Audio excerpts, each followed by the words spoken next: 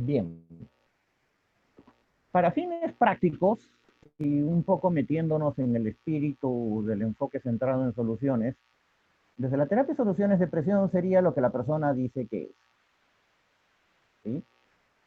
Eh, Porque como nosotros no le vamos a discutir a la persona si tiene o no tiene, de hecho, no creo que nos interese demasiado hacer un diagnóstico preciso de eso, porque no vamos a hacer nada con ese diagnóstico, no nos vamos a quedar dando vueltas en el problema. ¿Sí? Entonces, si la persona dice que está deprimida, pues está deprimida, ¿no? Si esto encaja, repito, con los criterios diagnósticos del DSM-5 o del CIE-10, es problema para otro tipo de enfoque. Para nosotros, no. ¿Ya? Espero que esto se entienda, que se entienda la razón de esto. Espero que al final de la clase se entienda, por lo menos para los que les pueda resultar un poco chocante. Bien. Yo quiero resaltar la mirada interpersonal de la depresión. ¿Sí? No es porque, insisto, lo vayamos a usar terapéuticamente, pero sí creo que es bueno invitarlos a tener una mirada diferente de lo tradicional, porque teniendo una mirada diferente de lo tradicional, que no sea la mirada psiquiátrica, que tiende mucho a hacer pensar en predisposiciones genéticas, que ¿cómo se llama? Que la depresión no es causada por los golpes de la vida, sino que los golpes de la vida son básicamente el gatillo o el desencadenante de una tendencia, pues, innata, genética, a deprimirse, ¿no? En ese sentido, yo recuerdo, hace muchos años, 25, 26 años, fui a un congreso de psiquiatría en Lima, el único congreso de psiquiatría al que he ido, ¿no? He ido a congresos de psicología, de psicoterapia, pero de psiquiatría ese fue el único, y fue por invitación, así que no tuve que pagar. Y allí el invitado de honor era un psiquiatra palestino norteamericano, o sea, era palestino, nacido en Palestina, bueno, en Israel, pero que había estudiado y creo que trabajaba en Estados Unidos y se supone que era un experto en temas de depresión. Y su teoría, su ponencia era en torno a lo que él llamaba los temperamentos de la depresión. Ya desde la palabra temperamento, ustedes se darán cuenta que este señor se refería a la depresión o a la posibilidad de deprimirse como algo condicionado por el tipo de sistema nervioso con el que viniste al mundo. ¿Sí? Y él hablaba de 4 tipos de temperamentos depresivos, ¿no? Que ahorita la verdad ya ni me acuerdo. Y por ahí alguien le preguntó, oiga, doctor, ¿y usted qué valor le da a la psicoterapia? Y él dijo, yo hago psicoterapia, pero básicamente para convencer a mis pacientes de que se tomen su medicación. O sea, como diciendo, la psicoterapia en estos casos solo sirve para eso, ¿no? O sea, si con ellos utilizo alguna técnica terapéutica, es para decirle, ya pues compadre, anda y toma tus pastillas, ¿no? Y las vas a tomar por toda la eternidad, porque tú tienes un temperamento, o sea, un tipo de sistema nervioso que te predispone a eso. ¿Mm? Bueno, es la típica mirada psiquiátrica, que es la que comparten la inmensa mayoría de psiquiatras en el Perú, tal vez no todos, pero la mayoría sí. Y quién sabe, ¿no? Un buen porcentaje de colegas, ¿no? De psicólogos también, ¿no? ¿Ya? Entonces, la mirada interpersonal es diferente. Vamos a ver un poquito de dónde viene esto. Este señor es Harry Stack Sullivan. Él es un neoyorquino, psicoanalista, pero un psicoanalista sui generis, ¿no? O sea, él es el creador de la corriente interpersonal de la psiquiatría y del psicoanálisis. O sea, él, aparte de haberse formado como psicoanalista, como médico psiquiatra, También había estudiado con Kurt Lewin, por ejemplo, uno de los fundadores de la psicología social.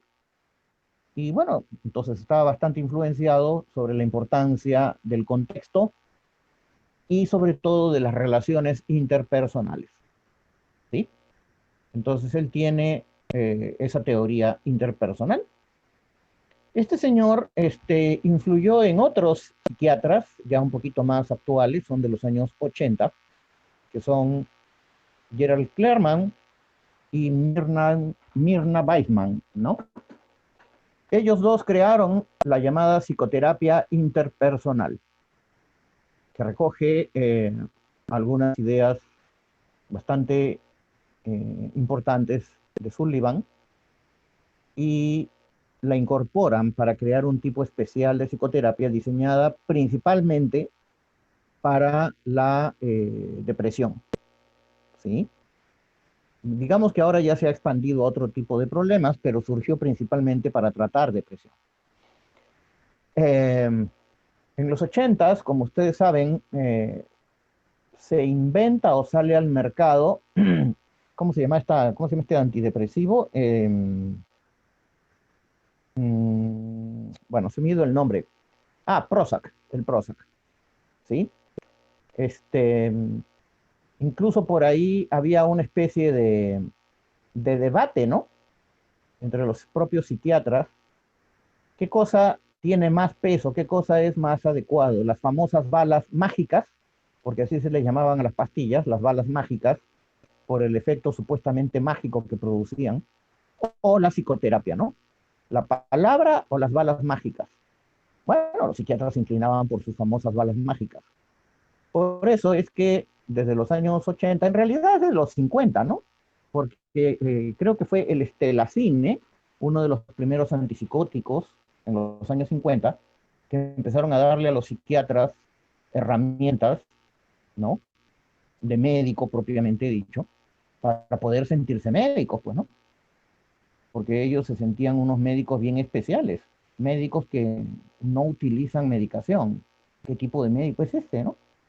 Entonces, desde el estelacine, etcétera, pero sobre todo con la llegada del Prozac, es que ellos dicen, wow, por fin algo que trata la depresión.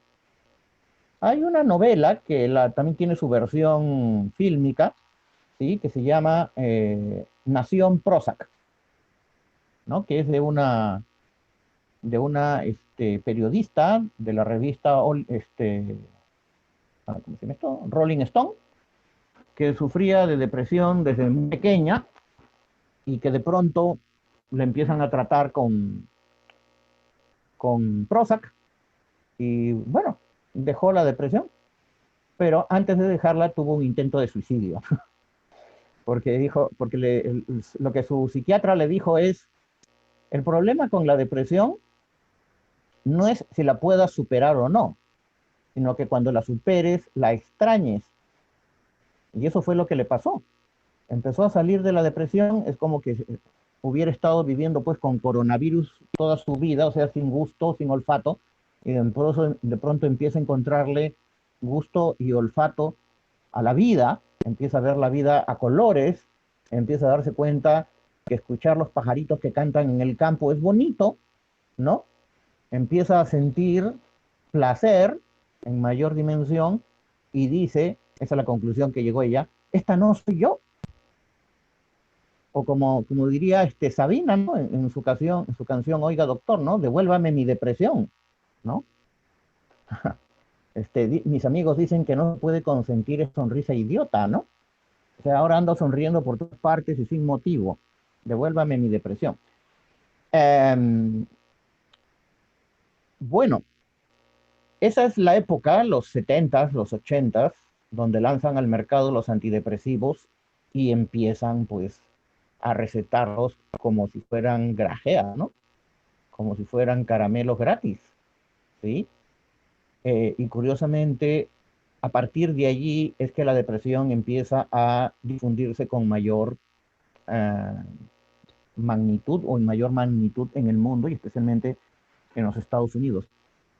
Y no es porque necesariamente la medicación esté generando depresión, Tal vez tiene que ver con el cambio en los estilos de vida o tal vez básicamente porque empiezan a sobrediagnosticar la depresión porque es un buen negocio estar recetando Prozac y todas las cosas que han venido después.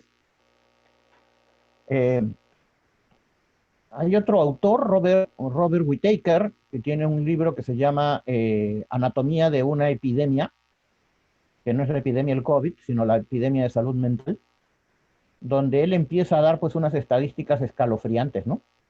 Con respecto a la medicación y los efectos que produce en las personas.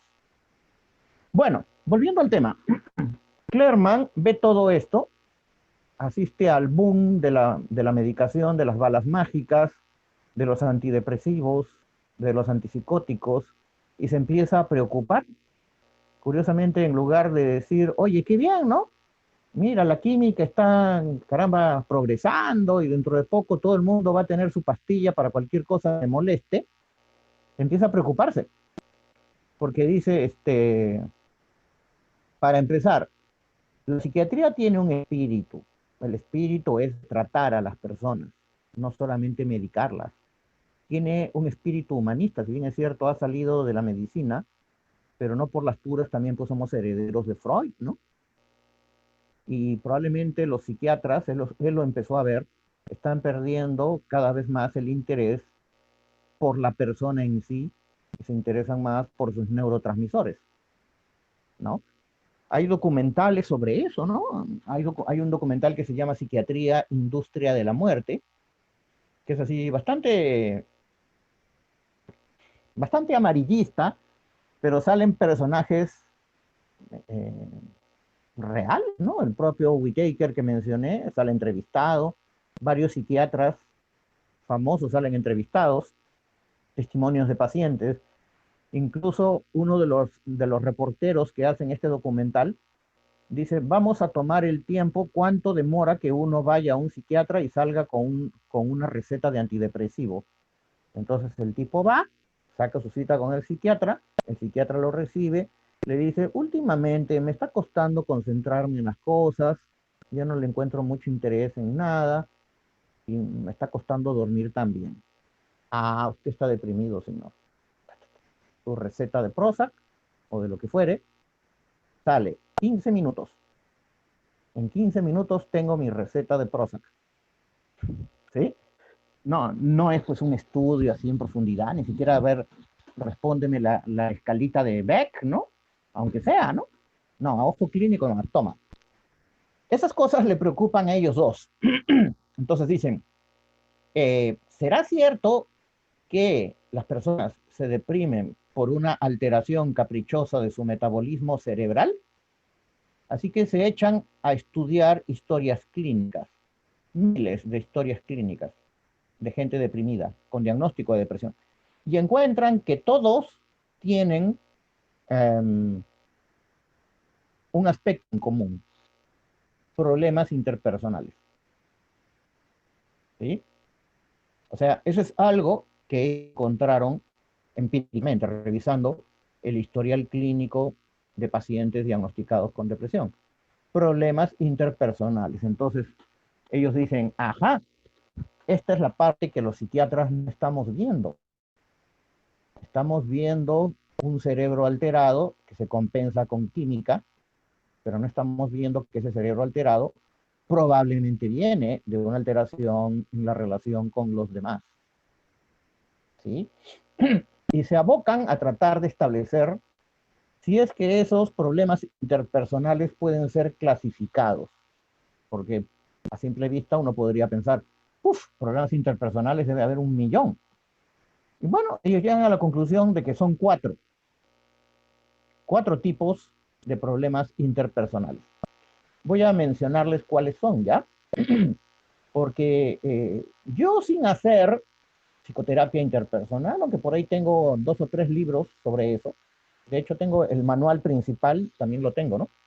Pero no utilizo este tipo de terapia, pero a veces indago qué es lo que podría estar detrás de los síntomas depresivos de alguien y siempre encaja en lo que ellos encontraron. Incluso aquí en el Perú, 4 grandes razones para deprimirse. ¿sí? Por eso lo puse así. Conflicto interpersonal. O sea, eh, muchas personas que se presentan como deprimidas o que están deprimidas, probablemente tienen un conflicto interpersonal con alguien. Problemas de pareja, problemas de bullying, problemas entre padres e hijos, problemas en el trabajo, o sea, peleas con alguien, pero no una enemistad que te tienes ahí guardada, ¿no? No, peleas permanentes, constantes, o sea, un conflicto presente, ¿sí? Con escaramuzas, no sé si todos los días, pero con cierta regularidad, ¿ya? Eso es importante porque después también vamos a ver qué cosas tienen en común estas cosas. Entonces, es posible que si una persona está deprimida, tenga problemas interpersonales serios con alguien. Alguien que le hace la vida a cuadritos. ¿Sí? Ese es el primer paso, la primera posible razón. Segundo, déficit interpersonal. Una persona que no tiene muchas relaciones interpersonales. ¿Sí? Podría ser el caso de personas con pocas habilidades sociales, personas introvertidas o tímidas. Bueno, más que introvertidas, tímidas, que no es lo mismo, como ustedes saben, ¿no? Pero digamos que si su vida está relativamente bien, tranquila, eso no sería un problema.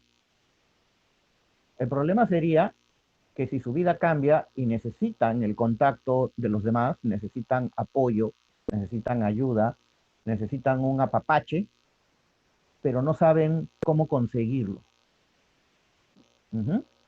Entonces ahí podría ser que se depriman. De repente, oye, tengo que enfrentar una operación y no sé a quién buscar apoyo. Es más, de repente te dicen, ¿no? Como en algunos hospitales te dicen, tiene usted que venir con alguien. No sé, no lo podemos operar usted solito. ¿Pero por qué? Porque de repente se necesita algo y a quién se lo pedimos. Y entonces esa persona no tiene a quién acudir. Se le crea un problema. ¿Sí? El déficit interpersonal. Hay personas que pueden vivir con poco contacto interpersonal. Eso no es depresivo o depresógeno. Es cuando esas personas que viven con poco contacto interpersonal necesitan contacto interpersonal y no saben cómo conseguirlo. Ahí es donde la cosa se pone difícil. ¿Sí? Tercera razón, duelo. Pero no el duelo por el duelo mismo, ¿ah? Eso es algo que también, algo sobre lo que quiero ser claro, ¿ya? Más adelante, de repente, si quieren, sacamos un taller sobre duelo, ¿sí? Pero más, bueno, podría ser un taller sobre duelo de la terapia narrativa y la terapia centrada en soluciones, ¿no? ¿Sí? Pero por si acaso, la pérdida de un ser querido por sí solo no genera depresión. O sea, el duelo en sí no es depresión. El duelo es duelo. Y la tristeza, bueno, puede estar presente. De hecho, casi siempre está presente. Pero eso no es depresión. Hay personas que se deprimen a raíz del duelo. ¿Pero por qué? Porque, y aunque esto suene un poco mercantilista, la persona que se fue se llevó algo que los deudos o el deudo deprimido no ha sabido encontrar en otra parte. Se llevó algo importante y se le hace a la persona que no tiene reemplazo, ¿no? ¿Quién era de repente esa persona que se murió? Era quien lo protegía, era quien lo consolaba, era quien le daba su dosis de ubicaína de vez en cuando, era la única persona con la que podía hablar y ser entendido. No sé, cumplió una función importante, pero la muerte se lo arrebató. y en eso se parece a los de déficit interpersonal, no encuentran reemplazo. ¿Mm? Es en ese caso que se produce una alteración importante en la vida del sobreviviente y es ahí donde el duelo podría mutar en depresión. Pero no es por el simple hecho de la pérdida, porque si tú pierdes a alguien muy, muy querido, pero tú no, tú puedes, aunque suene feo decir, reemplazar la función que esta persona cumple, no te vas a deprimir. ¿Mm? Dominic, creo que querías decir algo. Sí, entonces entiendo que el duelo en el problema de depresión sería específicamente por la función interpersonal afectiva que esta persona fallecida cumplió en la persona que está sufriendo depresión por duelo. Ajá, exactamente. Acá. Afectiva o social también, ¿ah? Afectiva social. Sí, no solo Social. afectiva, porque también puede ser social, o sea, me protegía, me cuidaba, me llevaba al trabajo, me recogía. ¿Mm? Entonces, no solo porque me entendía o porque me hacía sentir acompañado, que también, sino puede ser por ambas cosas, ¿no? ¿Ya? Bien, gracias. Y gracias también. Finalmente, transición de rol. um, esto lo pueden ver de una manera bien notoria, aunque no exclusivamente, en las personas que se jubilan. ¿Sí? Eh, justo estaba viendo una entrevista que le hacen a Jorge González, el vocalista de Los Prisioneros, y él, a pesar del accidente cerebrovascular que tuvo hace años, ¿no? No sé si ustedes saben que le dio un infarto cerebral, y bueno, ya está un poco mejor, pero ya no es el de antes, ¿no? Él se declara un jubilado feliz, ¿no? O sea, ya no canta, ya no trabaja, ya no hace nada, pero dice que está feliz. Bueno, supongo que habrá juntado pues plata, pues, ¿no? O vivirá de sus regalías, no sé, porque si estuviera con pensión de AFP peruano, no creo que estaría muy feliz. Em, pero muchas personas no pasan por esa transición feliz. Como ustedes sabrán, la realización de una actividad, el rol, es un elemento bastante importante en la formación de la identidad de las personas. Como yo siempre digo que somos lo que hacemos, y me lo van a escuchar un montón de veces, cuando dejamos de hacer, tal vez ya no somos lo que somos, ¿sí? No sé, ¿qué será de mí si por alguna razón me quedo mudo y ya no puedo volver a hablar nunca más? No sé qué haré, psicoterapia con gestos. Si ya no puedo ser psicólogo ni terapeuta, uy, pobre de mí, ¿a qué me dedico? Entonces, el tema está no solo en la pérdida del rol que cumples, sino en la dificultad de encontrar otro rol que mantenga más o menos vigente o renueve tu identidad. Allí nuevamente es como en el déficit, en el duelo, también en la transición de rol es la dificultad para encontrar un reemplazo que nos permita seguir siendo. Ya no somos los mismos, porque no encontramos reemplazo. ¿Mm? ¿Como un propósito de vida, profesor? ¿O Sí, bueno, un propósito, un significado, sí, algo así, algo así. Entonces, um, es un poco como que el jubilado dijera, o incluso adaptación al nuevo rol, también puede ser, ¿ah? Que también entraña pues una pérdida de significado, ¿no? O sea, yo en el trabajo anterior me sentía bien, me sentía productivo, hacía cosas útiles, y ahora aquí ya no tengo lo que la satisfacción o el reconocimiento o la sensación de utilidad que antes obtenía. Eso le pasa, por ejemplo, en algunos casos, a algunos alumnos, ¿no? Que son primeros puestos en algún colegio y de pronto entran en una universidad súper exigente y se dan cuenta que su primer puesto en esa universidad no es gran cosa. Ujú. Yo he visto algunos casos así, ¿no? Premio de excelencia del colegio tal allá en mi provincia. De pronto entré a la católica y no logro ni siquiera estar en las notas promedio.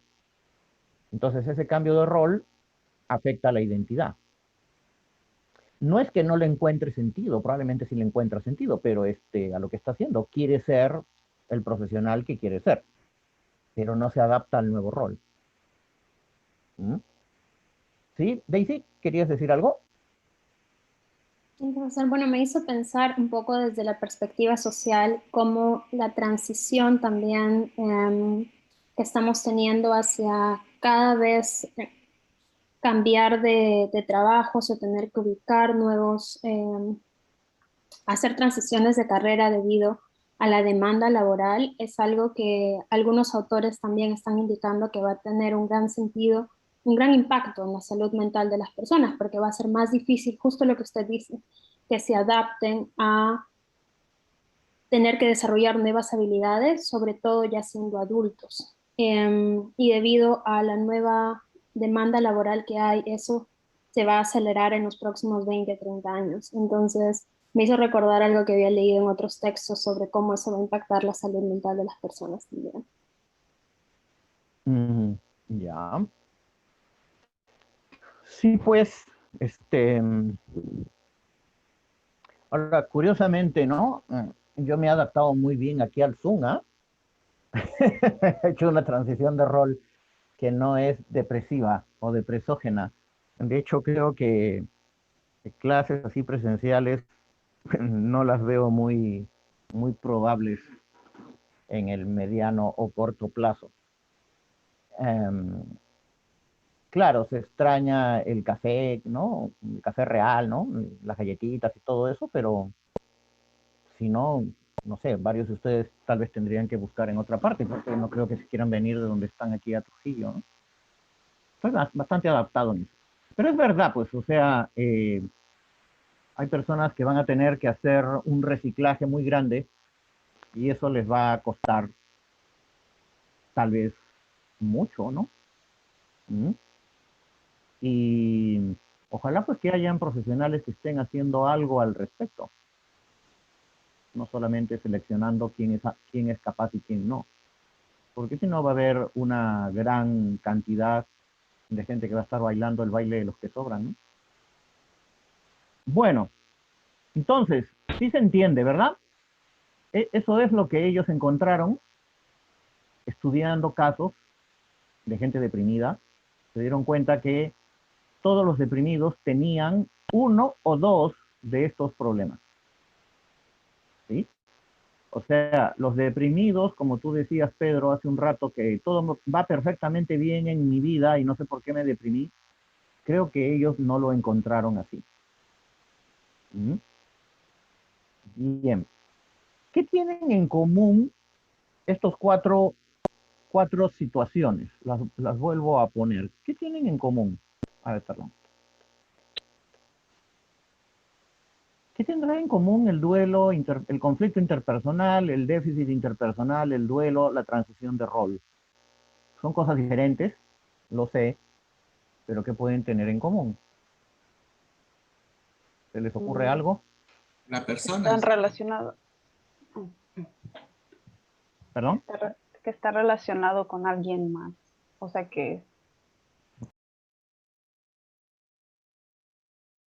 Cansancio, Ujú, sí. ¿sí? No sé si es el término técnico o el término más apropiado, pero con tal de que se entienda, por mí está bien. Yo creo que las personas cansan de eso, se cansan. Ese cansancio probablemente es, desde el punto de vista objetivo, desesperanza, ¿ya? Pero el cansancio es más que desesperanza, porque la desesperanza es un estado interno de pérdida de esperanza. Y como diría Martin Seligman, ¿no? Es, desesperanza aprendida es una forma, precisamente, aunque parezca extraño, de adaptación frente a situaciones que son percibidas como que no van a cambiar, que son nocivas y que no van a cambiar. Entonces, perder la esperanza puede ser una forma de adaptarte a lo que no va a cambiar. Si no va a cambiar, ¿para qué haces tú o qué haces tú manteniendo las esperanzas? Es un poco como diría pues Dante, ¿no? En la entrada del infierno, en la Divina Comedia, en la puerta del infierno hay un letrero, ¿no? Que dice, todo el que entre aquí pierda la esperanza, o pierda la esperanza todo el que entre aquí. Y yo digo, bueno, si eso fuera cierto, y no sabemos, obviamente, porque nadie ha estado en el infierno y ha vuelto para contarla, este, sería el último favor que tal vez Dios te podría hacer, ¿no? Dado que te vas al infierno y de ahí no vas a salir nunca, el último favor que te voy a hacer es pierde la esperanza. Porque si entras al infierno, donde vas a sufrir sin parar, sin cesar, y encima guardas esperanzas de sufrir el doble. Algún día se acabará, algún día Dios me perdonará, algún día saldré de aquí. No, no vas a salir nunca, porque es el infierno, pues no es el purgatorio. ¿Mm? Entonces, sufrir con la esperanza de que se acabe es frustración tras frustración tras frustración. Entonces, probablemente las personas intuyen eso. Bueno, yo creo que lo aprenden, ¿ah? Yo creo que lo aprenden. Se dan cuenta que hay casos donde es mejor no esperar nada, ponerte en posición fetal, cerrar los ojos, apretar los puños y los dientes y aguantar nomás. Desesperanza. Como más o menos hacían, por ejemplo, los prisioneros judíos en los campos de concentración nazis. Desesperanza. Desesperanza aprendida. Esa es la pregunta, o mejor dicho, la respuesta a la pregunta que muchos se hacían. ¿Por qué si habían 50 soldados nazis vigilando y 40.000 prisioneros judíos, por qué no se lanzaron encima de los nazis? Probablemente mataban a 1.000, pero ellos mataban a los guardias y el resto se salvaba, porque habían aprendido una actitud desesperanzada, no desde ahí, desde mucho antes, ¿no? Ser judío en Europa era aprender desesperanza. O sea, esa actitud de no debo esperar nada, ¿no? No entusiasmarme mucho con el futuro, porque si me entusiasmo va a ser peor cuando me frustre. ¿Mm? Bueno, entonces, volviendo al tema, o continuando, mejor dicho, yo creo que el conflicto interpersonal, el conflicto o la transición de rol que no se resuelve, el duelo con pérdida de algo que no se encuentra reemplazo, eh, ¿cuál era el otro? El déficit interpersonal, que no se resuelve, produce un cansancio. Un cansancio, vamos a decirlo así, holístico. Todo el cuerpo se cansa y el sistema nervioso también. Y eso tiene una manifestación subjetiva, como ya la que se ha descrito al leer lo del DSM-5, ¿no? Entonces, miren, yo les voy a hacer un listado de elementos, no necesariamente es en este orden, ¿ya? De repente, tal vez para la otra próxima ocasión de plantearlo de otra forma, pero no lo tomen muy rígidamente lo que estoy presentando, ¿sí?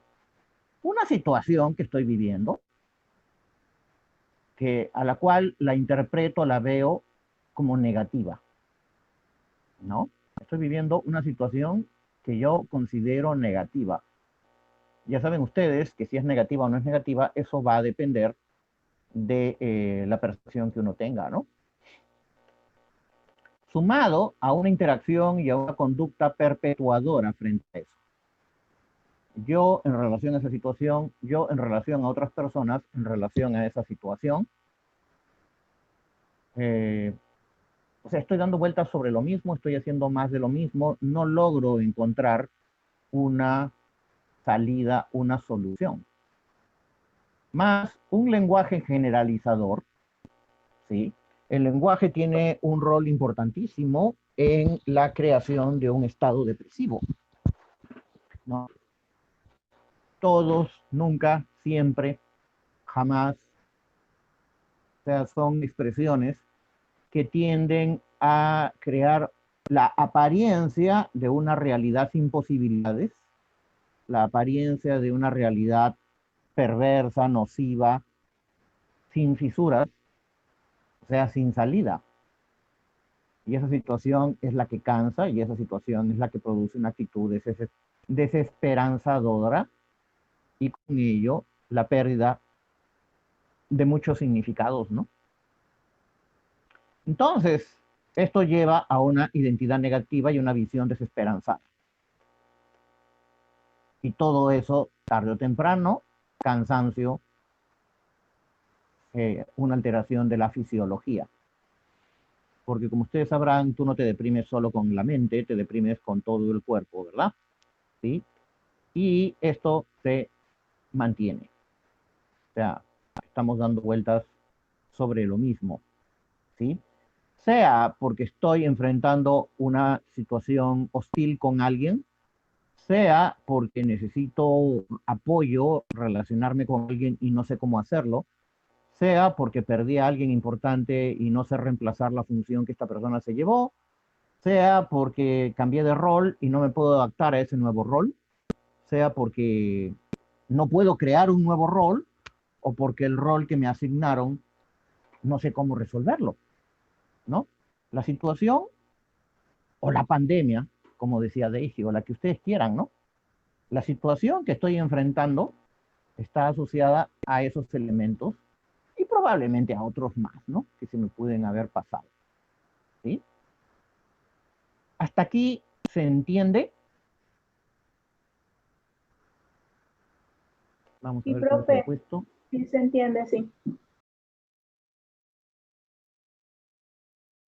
Bien, entonces, para fines de este curso, depresión es un contexto, ¿ya? La depresión no es solo una alteración psicológica, algo que tiendes a sentir subjetivamente o fisiológicamente, es un contexto, ¿sí?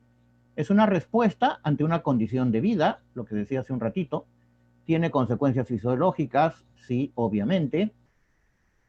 Yo no creo en causas fisiológicas en sí. Consecuencias sí, causas no, que me lo demuestren. No lo creo. No me voy a cerrar en eso, pero por ahora, la verdad, no me convencen. ¿Sí? Entonces, todo eso, toda esa situación que la persona experimenta, reduce posibilidades, reduce la búsqueda de posibilidades, reduce la percepción, aunque sea la imaginación de posibilidades. Cuando dicen que la mente se estrecha, sí, pues yo creo que la mente se estrecha. Las cosas que se te ocurrirían, que podías pensar estando sin depresión, tal vez se te hacen muy difíciles de pensar o tal vez no las puedes pensar estando deprimido. A eso me refiero con reducción de posibilidades. ¿Sí? ¿Ya? Entonces, es un contexto, ¿ok? Y ya saben que contexto es el sujeto más lo que está afuera.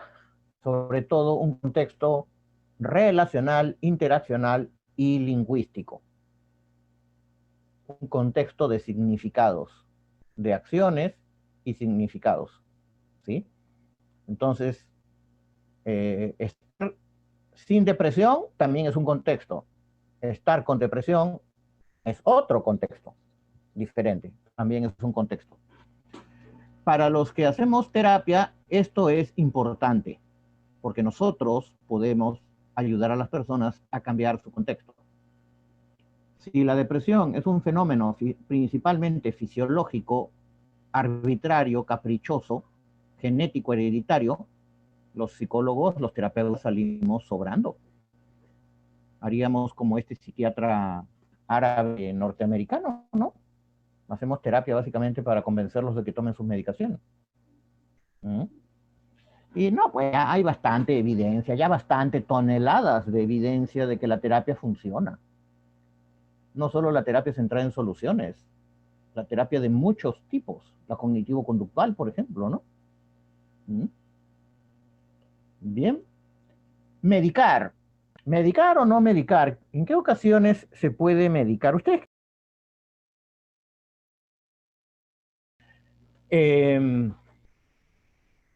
Yo creo que podría ser plantear el tema de la medicación cuando tú te das cuenta que la persona está teniendo dificultades para pensar, ¿no? O sea, está tan deprimido, la famosa bradisiquia, ¿no? Pensamiento lentificado, procesos mentales lentificados, que no puede pensar. Entonces, si no puede pensar con claridad, las preguntas que le vas a hacer no, no van a obtener respuesta, ¿sí? Entonces, en esos casos, claro, como mencionaba, no recuerdo quién, creo que Ferse, una, dos sesiones así, y la persona está ahí que, no sé, no se me ocurre nada, etcétera. Entonces, no, tal vez aquí es necesario su pastillita como una especie de muleta química, ¿no? Esa metáfora de la muleta química yo creo que es buena. Decirle a la persona que así como uno se puede romper la pierna y mientras se la enyesan necesita una muleta temporal para apoyarse en ella, lo mismo puede decirse de las muletas químicas, ¿no? Que la medicación puede cumplir esa función de una muleta temporal que la persona tal vez necesite por ahora usar. Lo de la muleta y la fractura, la pierna fracturada, creo que también viene al caso porque hablar de una fractura, de una pierna enyesada, implica, así no lo menciones, que el hueso va a soldar y que el yeso te lo van a quitar y que luego de una rehabilitación tal vez te puedes deshacer de las muletas, ¿no?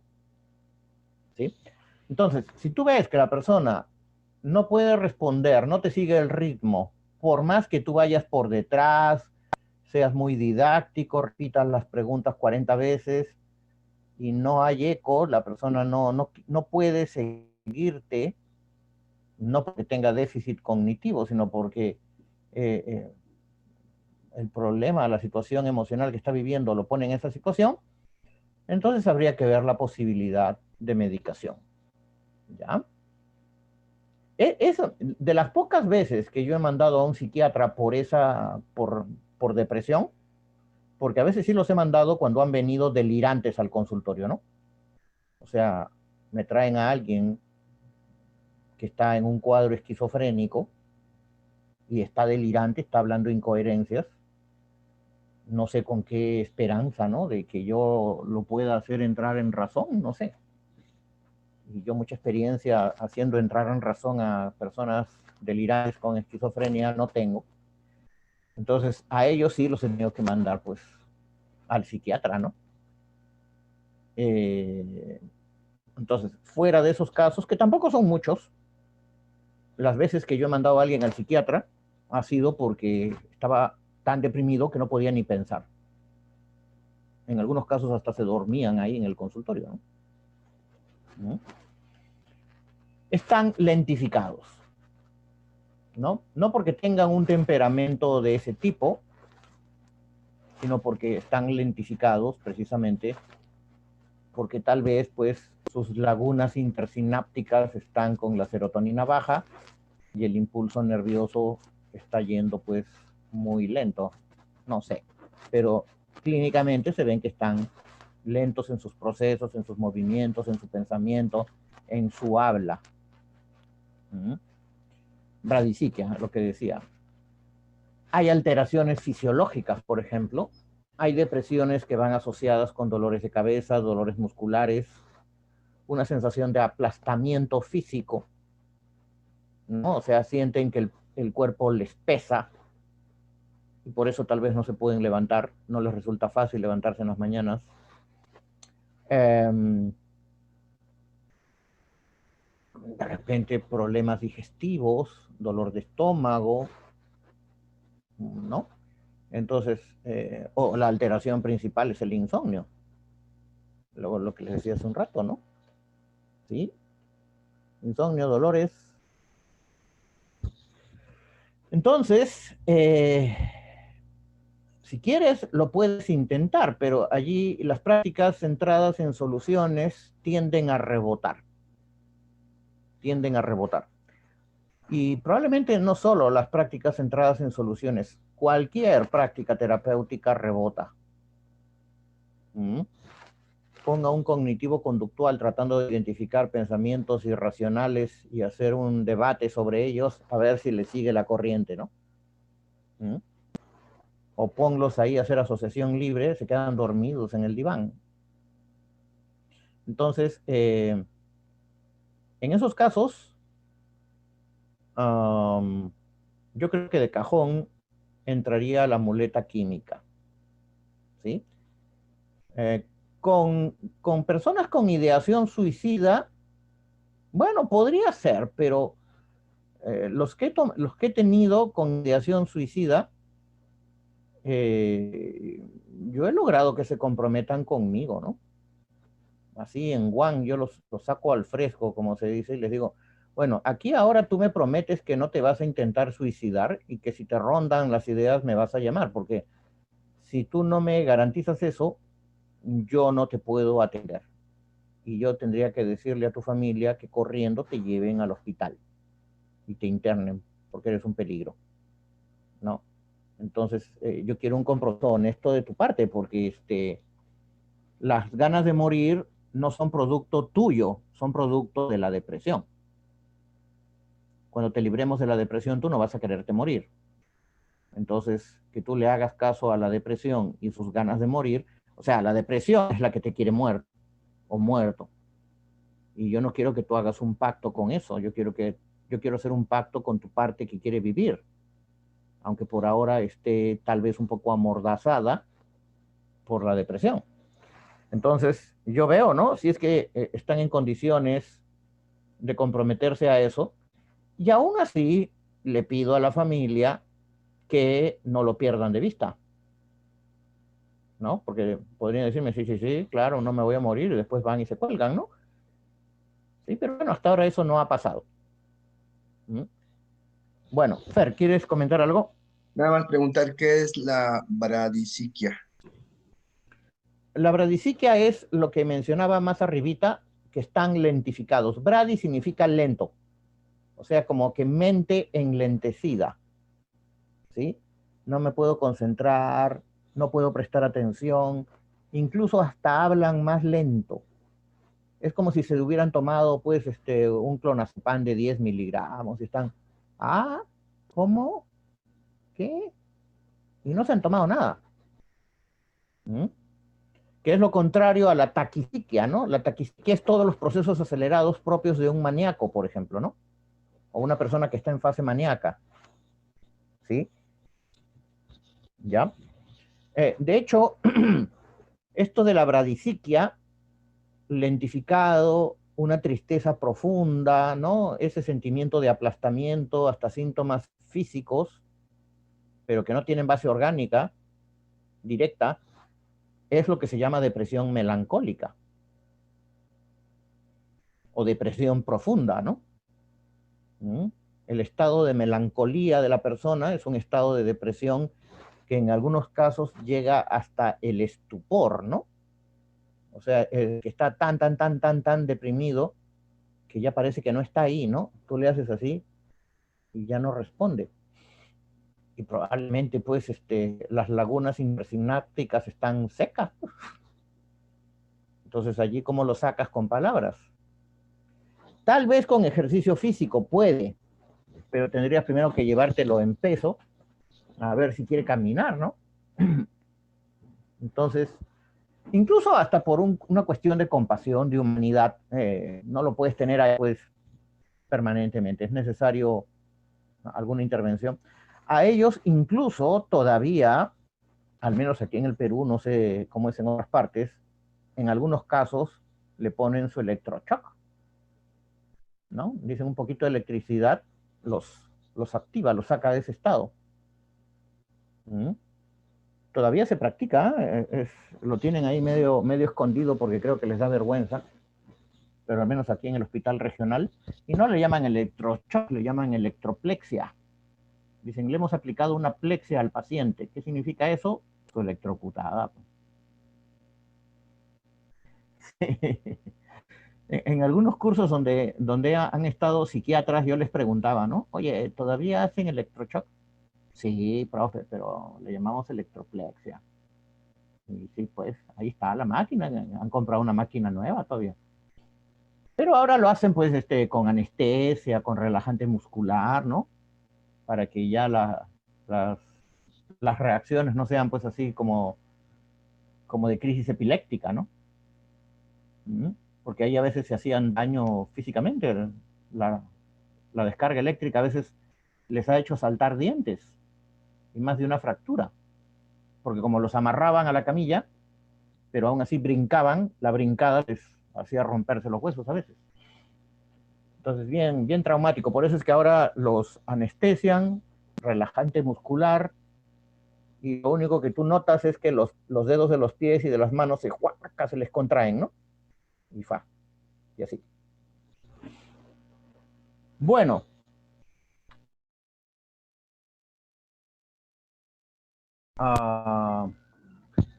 Les voy a citar a un autor, dos autores en realidad, del enfoque centrado en soluciones sobre el tema de la medicación en este tipo de terapia, ¿no? Con pacientes deprimidos.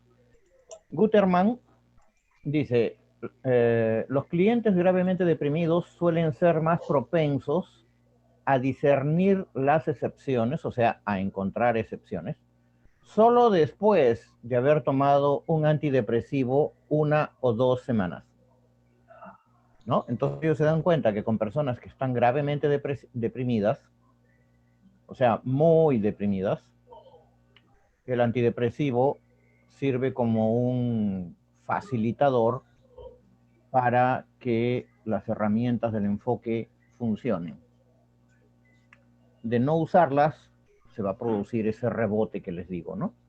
O sea, le haces preguntas que la persona tal vez quiere, pero no puede responder porque simplemente en ese momento el cerebro no le da. Y Sudak dice, la investigación también ha descubierto que la combinación de medicación y terapia mejora los resultados del tratamiento y prolonga la durabilidad de la terapia cuando se interrumpe la medicación. Entonces, en algunos casos, no digo que en todos, cuando es necesario, medicar a la persona a la par que se hace terapia, potencia el efecto, y cuando suspendes la medicación, el efecto se mantiene. ¿Sí? Entonces, no está contraindicado, así como no somos fóbicos a los problemas, podemos conversar con las personas sobre los problemas, por lo menos escucharlos, ser empáticos con ellos y sus problemas, aunque no nos vamos a meter de cabeza en los problemas. Tampoco somos fóbicos a la medicación, ¿ya? Por más de que, bueno, la empresa farmacológica sea, pues, poco ética, que todo eso, todas las críticas que se le hacen es verdad. Las críticas que Robert Whittaker hace también son verdaderas. La medicación a largo plazo, es decir, más de 2 años, empiezan a tener efectos adversos y empiezan a generar tolerancia, ¿no? O sea, la dosis de medicación que tomabas después de un tiempo ya no te produce el mismo efecto y tienes que aumentar la dosis. Entonces, como yo le digo a las personas, las pastillas son como un salvavidas cuando te caes al agua, ¿no? Impiden que te hundas más, pero no te enseñan a nadar. Y cuando tú aprendas a nadar, probablemente no vas a necesitar salvavidas. Como dándole a entender, la terapia son esas clases de natación. Ok. Hay otra cosa, ¿no? Que el propio McErgo y Evan George, que son terapeutas de la corriente o la versión británica, ¿no? De la terapia soluciones. Creo que era Evan George, alguno de ellos, que habían estado trabajando con enfermeras especializadas en el tema de la salud mental. Y ellas hacían trabajo comunitario, trabajo domiciliario. Y le comentaban un poco frustradas que su labor se limitaba a ver si las personas estaban tomando sus pastillas o no, y a tratar de convencerlas, y que no sabían muy bien cómo introducir en esos casos el enfoque de soluciones, ¿no? Para el cual se estaban eh, entrenando. Y lo que alguno de ellos les recomendó fue trabajar las mejores esperanzas, el tema este de las mejores esperanzas, con respecto, o sea, con los clientes, trabajar cuáles son sus mejores esperanzas con respecto a la medicación que están tomando. ¿Qué es lo que ellos esperan que pase positivamente?